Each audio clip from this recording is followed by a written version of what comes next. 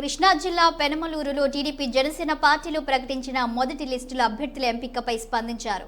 అభ్యర్థులలో సామాజిక న్యాయంతో పాటు విద్యావంతులను ఎంపిక చేయడంతో రాష్ట్ర భవిష్యత్తుకి శుభ పరిణామమన్నారు. ఈ సందర్భంగా వైసీపీలో సామాజిక న్యాయం కేవలం మాటలకే పరిమితమైందని, టీడీపీ అభ్యర్థుల ప్రకటన ద్వారా చేసి చూపించిందని అన్నారు.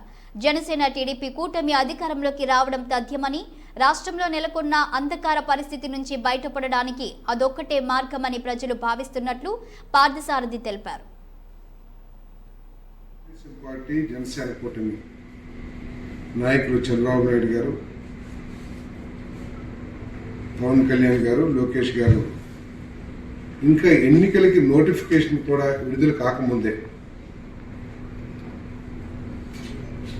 99 మంది అభ్యర్థుల కూటమి తరఫున అభ్యర్థుల పేరును ప్రకటించడం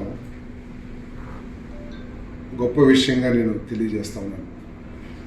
ఎందుకంటే నోటిఫికేషన్ వచ్చిన తర్వాత కూడా నామినేషన్ ఆఖరి రోజు వరకు కూడా టికెట్లు ఫైనలైజ్ కాకుండా, అభ్యర్థుల లిస్టు ఫైనలైజ్ కాకుండా గందరగోళ పరిస్థితిని మనం గతంలో చూశాం. కానీ ఈరోజు నోటిఫికేషన్ ఇంకా ఎప్పుడు వస్తుందో తెలియకుండానే ఈ కూటమి అభ్యర్థుల్ని ప్రకటించడం